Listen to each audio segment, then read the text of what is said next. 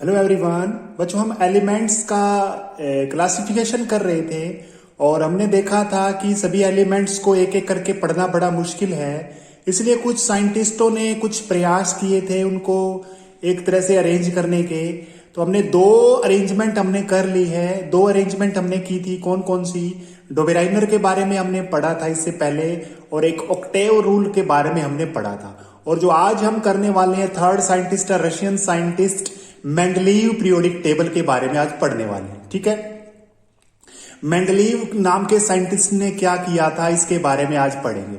तो बच्चों, जो मेंडलीव है उसने क्या किया था, उसने भी सिमिलर जो अरेंजमेंट थी उसको फॉलो किया था। जब मेंडलीव था उस टाइम पे लगभग 63 एलिमेंट्स थे और उसने देखो बच्चों 63 यानी 63 तत्व विद्यमान थे और उसने भी वही तरीका अपनाया था जो पिछले वालों ने अपनाया था। क्या रूल अपनाया था? उनको एलिमेंट्स को उनके बढ़ते हुए एक तरह से एटॉमिक मास में परमाणु द्रव्यमान के रूप में व्यवस्थित किया था। ठीक है, तो पहला रूल तो यही है। तो इसमें हम इसके बारे में पूरी डिटेल से आज पढ़ते हैं। ठीक है, तो यानी उसने क्या रूल फॉलो किया था, या फिर ये तो उसने कर दिया, अब उसने क्या नियम बनाया था उस नियम के बारे में हम पढ़ते हैं। तो वो नियम है मेंडलीव पीरियोडिक लॉ। उस लॉ के बारे में आज पढ़ते हैं। देखिए बच्चों, देखिए मैंने लिखा हुआ है मेंडलीव पीरियोडिक लॉ के बारे में लिखा हुआ है। देखिए एक बार, इस लॉ के अकॉर्डिंग क्या कहता है, the physical and chemical properties of elements, यानी किसी तत्वों के रासायनिक और भौतिक गुण धर्म जो होते हैं are a periodic function of their atomic mass, उनका जो परमाणु द्रव्यमान होता है उनका एक तरह से फलन होते हैं।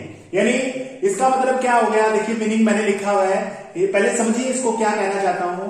जो फिजिकल होती है और केमिकल जो प्रॉपर्टीज होती है एलिमेंट्स की, वो एक पीरियोडिक फंक्शन होती है किसकी? उनके एटॉमिक मास का। इसका मतलब क्या है, ये लिखा हुआ मैंने, it means if elements are arranged in increasing order of their atomic mass. इसका मतलब क्या है, अगर हम तत्वों को उनके बढ़ते हुए एटॉमिक मास यानी परमाणु द्रव्यमान के रूप में इसको लिखेंगे तो क्या होगा, एलिमेंट्स विद सिमिलर प्रॉपर्टीज, जो तत्व समान गुणों के होंगे, are repeated after a certain interval, कुछ इंटरवल के बाद दोबारा से अपने आप को रिपीट करेगी। यानी कहने का मतलब वही ऑक्टेव वाला रूल की तरह ही है एक तरह से, लेकिन थोड़ा डिफरेंस है। क्या डिफरेंस है? इसने ये कहा जैसे मैं किसी को ऐसे इस तरह से एलिमेंट्स को जचाने लग रहा हूं, व्यवस्थित करने लग रहा हूं, एक पर्टिकुलर पॉइंट ऐसा आएगा कि वहां से उठ करके दोबारा से मैच करने लग जाएगा। यानी कहने का मतलब ये है, इसमें कोई ऑक्टेव वगैरह नहीं बनाया इसने। ठीक है, हाँ इसने ये जरूर बता दिया ये एक पर्टिकुलर टाइम के बाद में क्या होगा, वो दोबारा से उसके मैच करने लग जाएंगे, आगे वाला पीछे वाले के समान आ जाएगा। तो हम इस तरह से उनको व्यवस्थित कर सकते हैं। इसकी टेबल जरूर देखनी है बच्चों, सेंड कर दूंगा, आपकी बुक में भी पड़ी है, बुक में से देख सकते हो इसको, मेंडलीव की पीरियोडिक टेबल। ठीक है, आपको ये समझ में आना जरूरी है।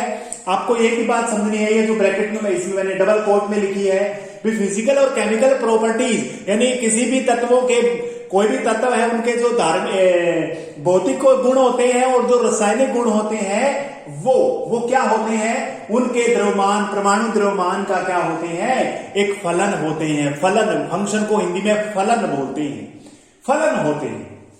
इसका मतलब ये हुआ कि अगर तत्वों को उनके बढ़ते हुए परमाणु द्रव्यमान के आधार पर उनको व्यवस्थित किया जाए तो एक निश्चित अंतराल के बाद गुण धर्म एक दूसरे को क्या करते हैं, यानी गुणों की पुनरावृत्ति होती है।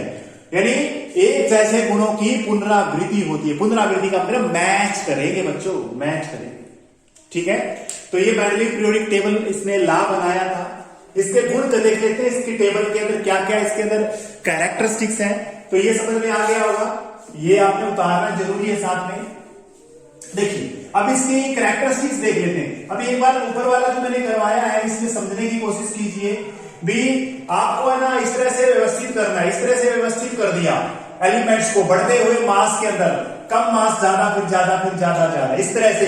तो क्या होगा, एक पर्टिकुलर इंटरवल के बाद में, मान लो यहां के बाद, ये फिर से इसको दोहराने लगेंगे, यानी इनके गुण मैच करने लगेंगे, एक पर्टिकुलर निश्चित अंतराल के बाद। मैच करने लगी। जैसे ऑक्टेव वाला था ना बच्चों, ऑक्टेव वाले तो नहीं तो ये बोला था पहले के आठवें से मिलते हैं, इसमें ऐसा कोई नियम नहीं था कि पहले से आठवें के नियम बने, नहीं। उसने तो देखा, उसने एक तरह से रेगुलर ऑक्टेव के बारे में नहीं बोला, उसने बस एक पीरियड की बात कर दी, पर्टिकुलर टाइम के बाद की बात कर रहा है ये, कि क्या करेंगे, एक दूसरे को रिपीट करेंगे।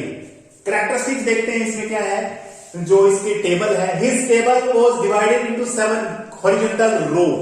बच्चों इसने जो टेबल बनाई थी, इसने 7 हॉरिजॉन्टल रो बनाई थी, इस तरह से इसमें एलिमेंट को जचाया था, जिसने ये 7 थी, 1 2 3 4 5 6 7, इस तरह से बनाया था, इनमें तत्वों को जचाया था उसने, ठीक है।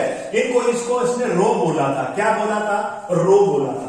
और वर्टिकल 8 कॉलम थे बच्चों, 8 कॉलम वर्टिकल बनाए थे इसने, इस तरह से 8 कॉलम बनाए थे, ठीक है। उसको ग्रुप बोला था, क्या बोला था इसने, सॉरी दोबारा से बताता हूं, ये रो जो होती है इसको पीरियड नाम दिया था इसने। ये रो तो वैसे जो हॉरिजॉन्टल रो है ना, इनको इसने नाम दिया था पीरियड का, और जो वर्टिकल होते हैं ये वाले होते हैं, इसको नाम दिया इसको ग्रुप का। तो इसमें देखो आराम से, इसमें ध्यान से सुनो इसकी बात। His table was divided into 7 horizontal row, 7 पड़ी हुई रेखाएं थी इसमें, यानी ऊर्ध्वाधर कह सकते हैं, जिसका नाम था कार्ड पीरियड्स, इसको पीरियड्स कह सकते हैं, रोज, 7 हॉरिजॉन्टल रोज, ठीक है। और 8 वर्टिकल कॉलम थे, 8 थे इस तरह से, और उनको ग्रुप बोला गया, क्या बोला गया, ग्रुप बोला गया। याद रखना है, इनको क्या बोला गया, ग्रुप बोला गया। अब एक बात हो, जो ग्रुप थे ना बच्चों, इनको ग्रुप को दोबारा से डिवाइडेड किया गया था। जैसे 8 ग्रुप है ना टोटल, 1 2 रोमन में 3 4 5 6 7 8, इस तरह से 8 ग्रुप थे ना, इनको फर्दर डिवाइड किया गया था, 1A 1B 2A 2B, इस तरह से फर्दर इसने डिवाइड किया था। ये बात लिखनी है, आप अपनी बुक में देखोगे बच्चों, रट्टा मारने की जरूरत नहीं है, अपनी बुक में टेबल देखो मेंडलीव की, उसमें ऐसा ही मिलेगा आपको। कैरेक्टरिस्टिक्स में कर रहा हूं मैं, each group was further divided into सब ग्रुप्स, फर्स्ट का ए, फर्स्ट का बी, सेकंड का ए, सेकंड का बी, थर्ड का ए, थर्ड का, इस तरह से उसने डिवाइड किया था बच्चों, डिवाइड किया था, ठीक है। अच्छा, मैंने क्या बताया, जिस टाइम ये मेंडलीव था उस टाइम पे 63 अप्रोक्सीमेट 63 एलिमेंट्स की बात लिखी हुई है कि 63 एलिमेंट्स थे उस टाइम पे। तो उसने सभी जितने भी एलिमेंट्स थे सभी को जचा दिया था बच्चों, व्यवस्थित कर दिया था, अरेंज कर दिया था। लेकिन बच्चों, लेकिन बाद में नोबल गैसेस का डिस्कवरी हुई ना, तो इसने इसमें कोई गड़बड़ी नहीं करी, इसमें बीच में ना इसने इस संरचना यानी जो भी इसका स्ट्रक्चर इसने बना रखा था, इसमें कोई छेड़खानी नहीं करी, उसने अलग से ग्रुप बना दिया और उस अलग से ग्रुप में बना के उसमें रख दिया, और इस ग्रुप का नाम जीरो ग्रुप रख दिया गया था। उसने जीरो ग्रुप बोल दिया, भाई इस जीरो ग्रुप में सारी गैस है, कौन सी, यस, नोबल गैसेस। कौन सी गैसें हैं, नोबल गैसेस। समझ में आ गया भाई। जब नोबल गैसेस का आविष्कार हुआ तो उसने एक ग्रुप और जोड़ दिया, जैसे हीलियम बताया था ना, हीना और कृष्णा का एक्सरे, यानी हीलियम, नियोन, आर्गन, इस तरह से ये नई जो नोबल गैसेस थी, तो इसके लिए कोई बीच में छेड़खानी नहीं करी, उसने अलग से ग्रुप में डाल दिया उसको, ठीक है। बात की बात कर रही है, तो ये 3 ग्रुप, ये तीनों के तीनों समझ में आ गए होंगे। तो हिंदी में कैसे लिख सकते हैं, उसकी टेबल को 7 ऊर्ध्वाधर कह सकते हैं। हॉरिजॉन्टल क्या होता है, एक तरह से आप ये कह सकते हो सीधी रेखा के अंदर कह सकते हो, ठीक है, पड़ी रेखा के अंदर कह सकते हैं। यहां पर हॉरिजॉन्टल का मतलब अक्षितिज है ना, आपने पढ़ा होगा अक्षितिज, अक्षितिज है ना, उसकी टेबल को यानी उसकी जो सारणी है, उसकी सारणी में 7 अक्षितिज रोज थी, है ना। रोज को क्या बोलते हैं, पंक्तियां, क्या कहेंगे, मेंडलीव की जो टेबल थी यानी सारणी थी, उसमें 7 अक्षितिज पंक्तियां थी, जिनको पीरियड नाम दिया गया था। पीरियड को हम क्या बोलेंगे, देखिए एक बार, आवर्त बोलते हैं इसको, आवर्त, आवर्त, ठीक है। 7 उसने क्या बनाए थे, आवर्त बनाए थे पड़े हुए, आप अपनी बुक में देखोगे 7 बनाए हुए, और 8 इसने खड़े हुए बनाए समूह, इसको समूह बोला जाता है, समूह बनाए थे इसमें। आठ आठ समूह बनाए थे, 7 उसने क्या बनाए थे, एक तरह से आवर्त बनाए थे। ठीक है, अच्छा और क्या लिखेंगे हिंदी में, सभी समूह को दोबारा से फिर से उप समूह में बांटा गया था, समूहों को दोबारा से उप समूह में बांटा गया था। जैसे समूह 8 बनाए थे ना, काउंटिंग आपको आती है रोमन के अंदर, इस तरह से उसमें लिखे हुए देखो ध्यान से तुम अपनी बुक में, और इसको दोबारा से उप समूह बनाए गए थे, उप समूह बनाए गए थे, 1 का ए 1 का बी, 2 का ए 2 का बी, इस तरह से। ठीक है, अच्छा एक बात और, जब आदर्श गैसों का खोज हुई, जब आदर्श गैसों की खोज हुई तो इस सारणी में कोई छेड़छाड़ नहीं की मेंडलीव ने, उसने अलग से समूह बनाया और उसके अंदर उसको सभी गैसों को रख दिया, उसमें कोई समूह में कोई गड़बड़ी नहीं की। ठीक है, तो ये समझ में आ गया आपको, तो ये इसके गुण हो गए, इस टेबल के गुण। अब बच्चों इसकी उपलब्धियां की बात करेंगे।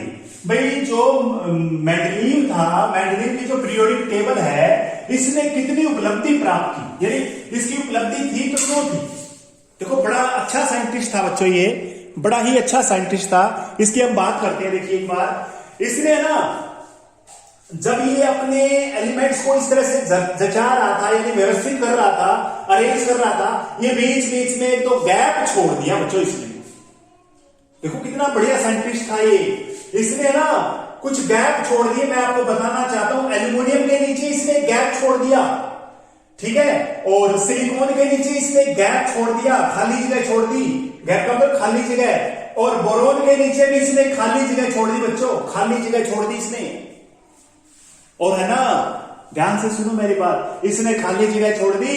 भाई इसने कहा भविष्य में ऐसे तत्व आएंगे कि यहां पर जो आएंगे यहां पर फिट बैठेंगे वो, और उसने ना उनका अनुमान भी लगा दिया कि इसका नाम तो नहीं बताया उसने, बताऊंगा क्या था इसका परमाणु द्रव्यमान, एटॉमिक मास, परमाणु द्रव्यमान, इन तीनों का अनुमान भी लगा दिया कि भविष्य में ऐसे ऐसे आएंगे 3 तत्व 4 तत्व, और उनका मास ये होगा, ये होगा। इतना बढ़िया साइंटिस्ट था ये, यानी इसने अनुमान सही लगाया, इसने अनुमान सही बता दिया भाई एल्यूमिनियम के नीचे एक तत्व आएगा, कभी भविष्य में खोजा जाएगा, और उसका परमाणु द्रव्यमान ये होगा, उसका एटॉमिक मास ये होगा। सिलिकॉन के नीचे एक तत्व आएगा कभी, और उसका नाम नहीं, उसका एटॉमिक मास ये होगा। अब मैं नाम बता देता हूं क्या लिखा था उसमें। देखो नाम इससे रिलेटेड है, एल्यूमिनियम के नीचे एक जगह छोड़ दी, उसका नाम था इक्का एल्यूमिनियम, इक्का एल्यूमिनियम। इक्का मतलब एक तरह से खाली छोड़ो, एक तरह से एल्यूमिनियम के नीचे खाली जगह है इसलिए इक्का एल्यूमिनियम हो गया। सिलिकॉन के नीचे खाली जगह छोड़ दी थी इसलिए इसका नाम लिख दिया था इक्का सिलिकॉन। ठीक है, हिंदी में भी ऐसा लिखेंगे, इक्का एल्यूमिनियम, इक्का सिलिकॉन। बोरोन के नीचे खाली जगह छोड़ दी, इक्का बोरोन, यानी इक्का नाम दे दिया उसने, इक्का बोरोन, यानी खाली है। इक्का का मतलब एक तरह से ब्लैंक बोल सकते हो। लेकिन बच्चों कितना बढ़िया साइंटिस्ट था ये, इसने अंदाजा भी लगा दिया भाई ये जो भविष्य में कोई नाम तो कोई हो, लेकिन इसका जो एटॉमिक मास होगा वो इतना होगा, अनुमान लगा दिया था उसने। और बच्चों मैं आपको बताना चाहता हूं, बाद में जब इनकी खोज हुई ना, इसके नीचे एल्यूमिनियम के नीचे जो एलिमेंट आया उसका नाम था गैलियम, गैलियम है नीचे, और जो सिलिकॉन के नीचे आया उसका नाम था जर्मेनियम, और बोरोन के नीचे जो आया उसका नाम था स्कैंडियम। और है ना, जो उसने अंदाजा लगाया था वही अंदाजा उसका बिल्कुल सही निकला, यानी उसने भविष्यवाणी कर दी। उसने एक तरह से कह सकते हैं, अध्यात्म में जा सकते हैं, उसने पहले से ही पता लगा दिया। ठीक है, कोई तांत्रिक नहीं था, ऐसा सोचे तांत्रिक था वो नहीं, उसने अंदाजा लगाया कि कोई ना कोई एलिमेंट ऐसा आएगा, उसका ये एटॉमिक मास होगा, इसका ये होगा।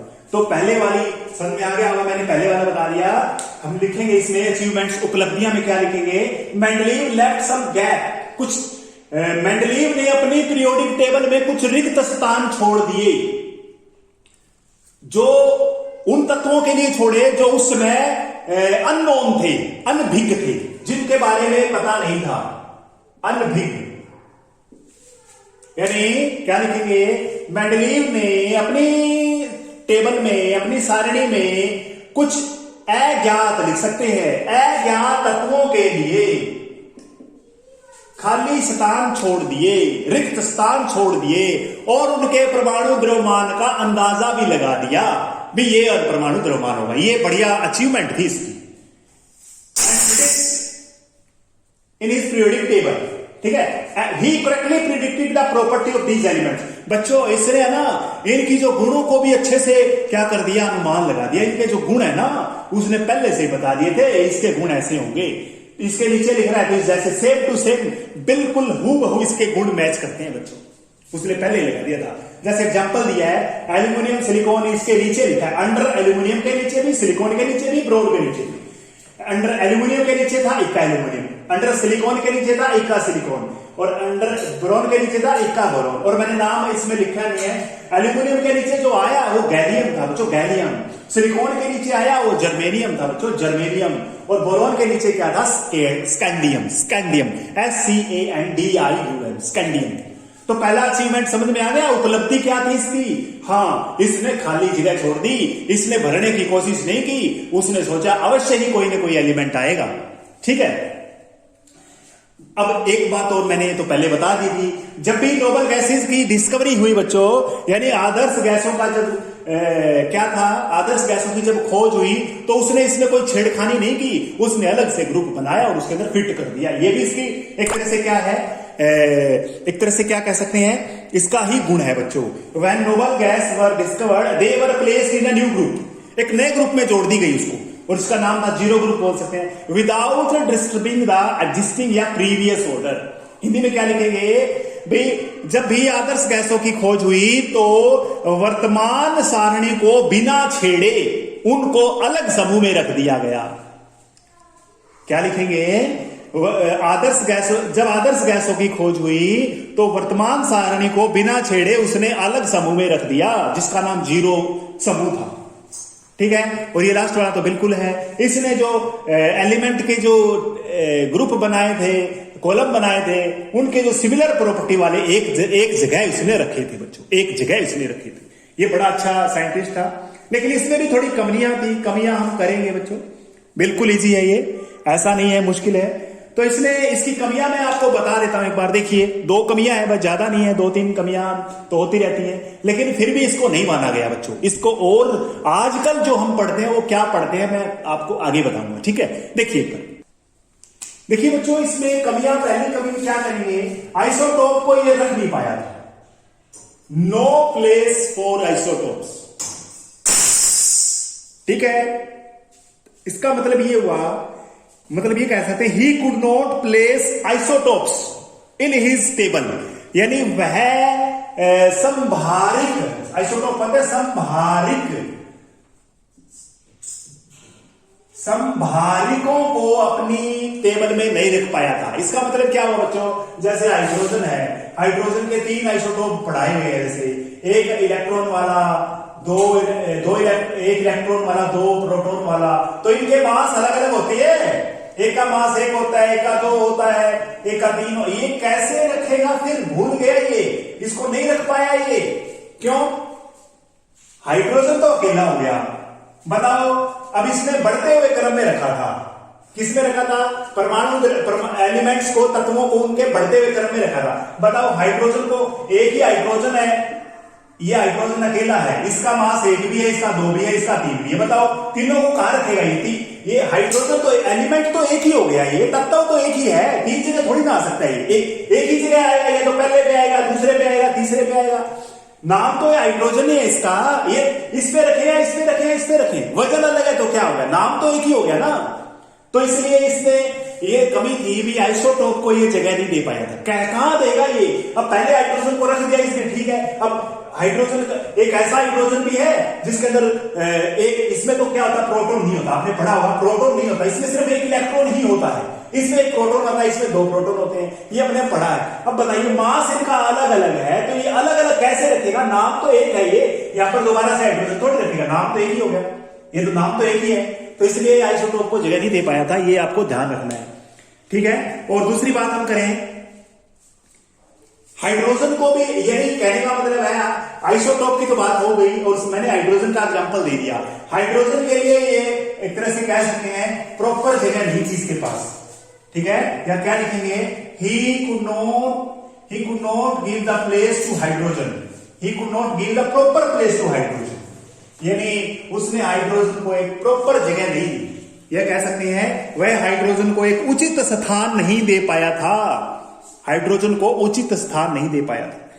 He could not give proper place to hydrogen। बिल्कुल आसान है। अच्छा बच्चों, इसने ना क्या किया था, परमाणु द्रव्यमान को बढ़ते हुए क्रम में रख दिया था, मतलब पहले कम फिर बड़ा। लेकिन एक दो पेयर ऐसे नजर आएंगे आपको इस टेबल में, देखना ध्यान से, मैं लिख रहा हूं उनके नाम, वो उल्टे लग रहे हैं आपको। देखिए मैं आपको बता रहा हूं कौन कौन से हैं, कोबाल्ट है और निकल है। देखिए आपकी टेबल में देखिए बच्चों, जो बुक है ना आपके पास, उसके अंदर देखिए। अब कोबाल्ट का जो एटॉमिक मास होता है बच्चों, कोबाल्ट का जो एटॉमिक मास होता है 58.93 होता है, 93 हो गया, और इसका जो होता है 58.71 हो गया। अब बताइए बढ़ते क्रम में तो नहीं है ना, घटते क्रम में हो गया, ये तो गलत हो गया ना काम। मतलब इसने रख दिया कोबाल्ट को निकल के बाद में, कोबाल्ट को निकल के बाद में रख दिया इसने, लेकिन कोबाल्ट का एटॉमिक मास ज्यादा है, इसका कम है। इसका रूल क्या था, इसका रूल क्या था कि बढ़ते हुए क्रम में रखा है मैंने तो, लेकिन गलत हो गया यहां पर। तो इसका रूल वहां पर एक दो जो जोड़े इसने रखे थे गलत बनाए हुए थे, यानी इसके अकॉर्डिंग तो निकल यहां पर आना चाहिए, कोबाल्ट यहां पर आना चाहिए, लेकिन इसने कोबाल्ट पहले रख दिया, निकल बाद में रख दिया। इसी तरह से एक दो पेयर और हैं जो इसने गलत रखे। आर्गन और पोटेशियम की बात करोगे आप, आर्गन की और पोटेशियम इनकी बात करेंगे हम, इसने भी गलत कर दिया बच्चों। आर्गन का देखोगे आप, आर्गन का 39.9 होता है एटॉमिक मास, और इसका होता है 39.1।